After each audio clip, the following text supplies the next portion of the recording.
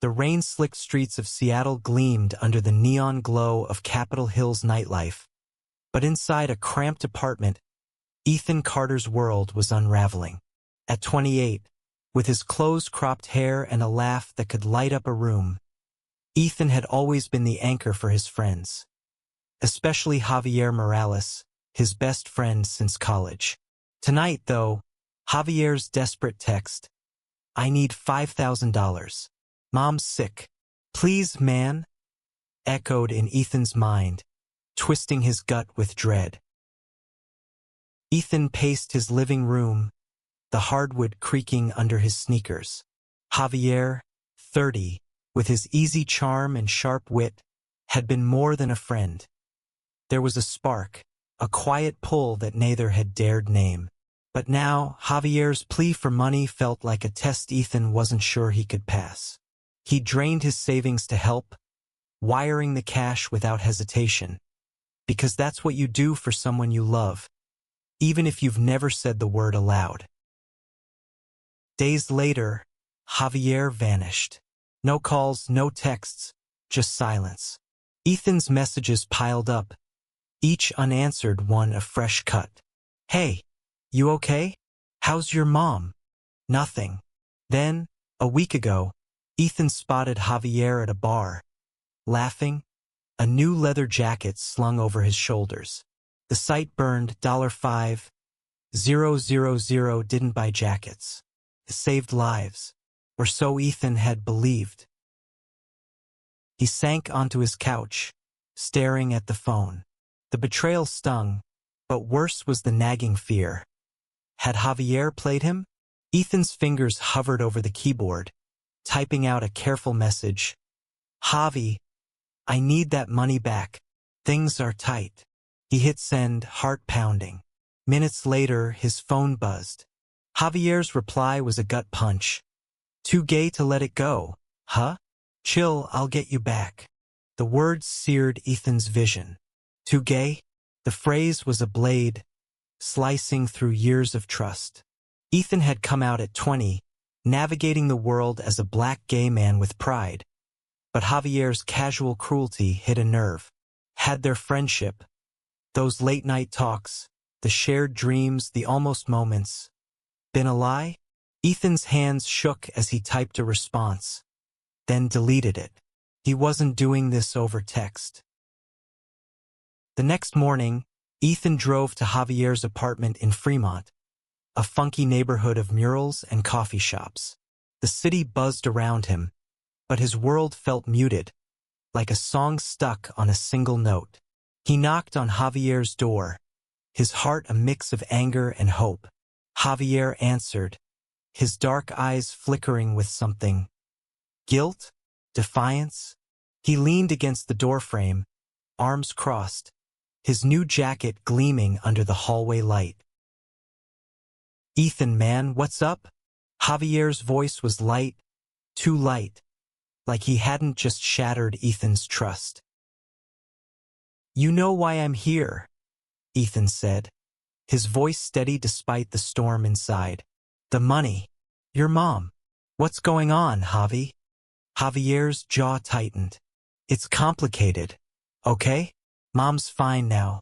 I'll pay you back. Just give me time." "Fine?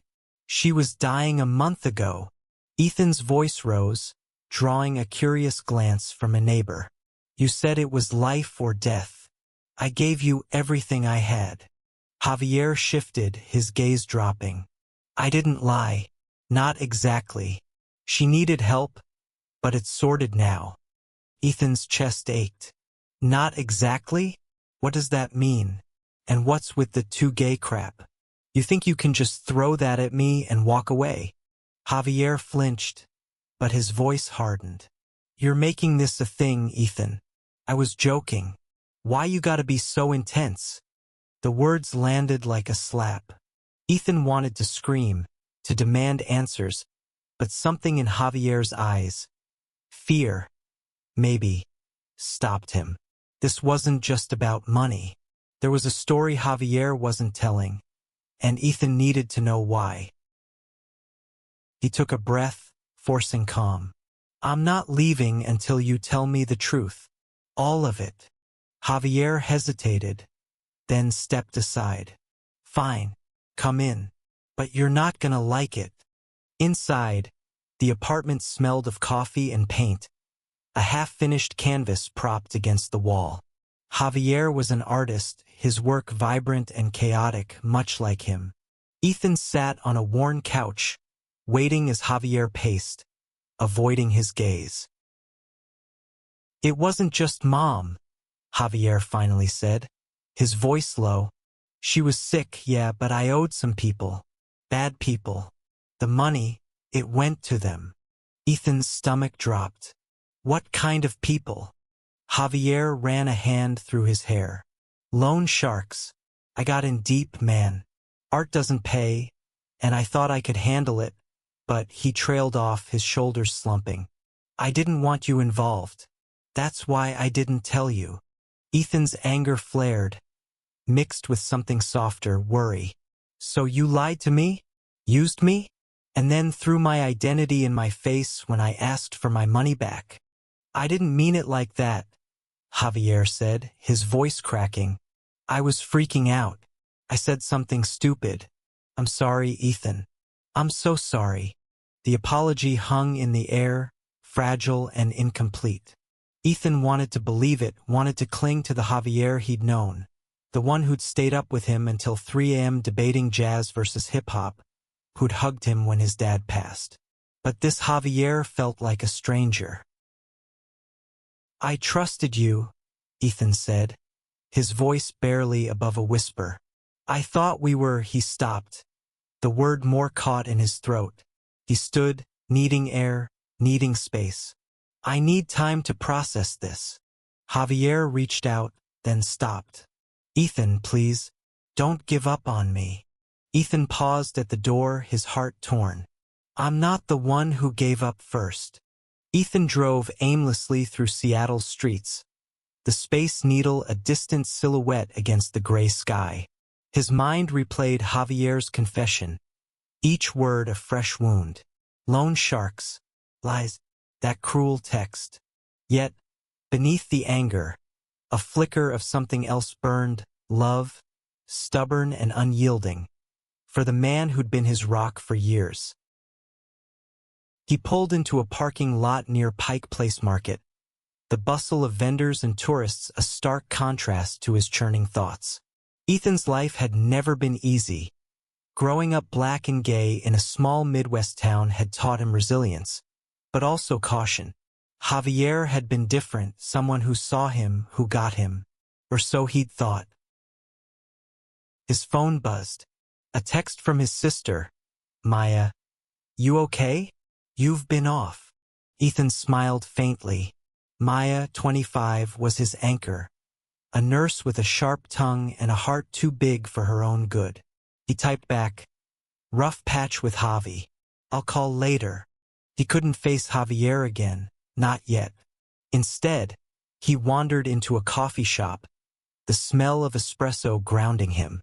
As he sipped his latte, he overheard a conversation at the next table. Two men, one with a thick Boston accent, talking about cleaning up debts. Ethan's ears pricked. Debts, loan sharks. His mind raced to Javier. He didn't believe in coincidences.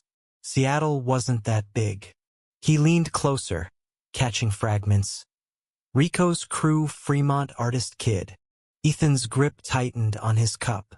Rico. Was that who Javier owed? He needed answers, but confronting Javier again felt like walking into a trap. He needed a plan. That night, Ethan called Maya, spilling everything. Her voice crackled through the phone, fierce and protective. He used you, Ethan. And that too gay nonsense? That's not a friend. That's a coward. I know, Ethan said, rubbing his temples. But he's in trouble, Maya. I can't just walk away. Why not? She snapped. You don't owe him anything. But he did. Not money, not obligation, but the weight of years of laughter and secrets shared. Ethan couldn't explain it, not even to himself. I need to see this through. For me, not him. Maya sighed. Fine, but be careful. And don't let him hurt you again. The next day, Ethan tracked down an old college friend, Liam, a private investigator who worked shady cases. Liam, 32, with a scruffy beard and a knack for finding trouble, met Ethan at a dive bar in Belltown. Over cheap beer, Ethan laid out the story. Loan sharks in Fremont? Liam whistled. That's Rico Alvarez's territory. Nasty guy. Runs a crew out of a warehouse near the canal. If Javier's tangled with him, he's in deep. Ethan's stomach churned. Can you find out more? Discreetly? Liam nodded. For you? Anything. But Ethan, this isn't just about money. If Javier's lying about his mom, what else is he hiding? The question haunted Ethan as he drove home. He wanted to believe Javier's apology. Wanted to trust the man who'd once held his hand through a panic attack. But doubt gnawed at him. Was Javier's charm just a mask? Days later, Liam called. Got something. Rico's crew's been squeezing artists, musicians, anyone with a side hustle. Javier's name came up. He owed $10,000, not $5,000. Your money probably bought him time, but he's still on the hook. Ethan's heart sank. So he used me to pay half? Looks like it, Liam said. But here's the kicker. Rico's crew knows you helped. They're watching you now. Fear prickled Ethan's skin. He wasn't just betrayed, he was in danger. He thanked Liam and hung up, his mind racing. He needed to confront Javier, but this time it wasn't just about money. It was about survival. Ethan's apartment felt smaller, the walls closing in as he processed Liam's warning. Rico's crew was watching him. The thought sent a chill down his spine, but it also lit a fire. He wasn't a victim. He'd faced worse. Homophobia, racism, loss, and he'd survived. Javier's betrayal wouldn't break him. He texted Javier, "We need to talk. Now. My place." No response. Ethan waited, the silence deafening. By midnight, he gave up and drove to Fremont, his anger outweighing his fear. Javier's apartment was dark, the door slightly ajar. Ethan's pulse quickened. He pushed it open, calling softly, "Javi!" The place was a mess. Canvases overturned, drawers emptied. Ethan's heart pounded as he stepped inside, his sneakers crunching on broken glass. "Javier!" No answer. Then, a faint groan from the bedroom. Ethan rushed in, finding Javier on the floor, a bruise blooming on his cheek. "Jesus, Javi!" Ethan knelt, helping him sit up. "What happened?" Javier's eyes were glassy, his voice weak. "Rico's guys. They came looking for the rest of the money. I told them I didn't have it." Ethan's anger flared, but he pushed it down. "Why didn't you tell me the truth from the start?" Javier looked away, shame etched on his face. "I was scared. I thought I could fix it. I didn't want you to see me like this." Ethan wanted to yell, to shake him, but the sight of Javier, broken, vulnerable, softened him. "You should have trusted me," he said, his voice thick. "I would have helped. Not with money, with you." Javier's eyes met his, raw and searching. "I didn't want to drag you into my mess. You're too good for that." The words hit Ethan hard, stirring the feelings he'd buried. He helped Javier to the couch, grabbing ice for his bruise. As he pressed it to Javier's cheek, their faces close, the air crackled with something unspoken. Ethan pulled back, his heart racing.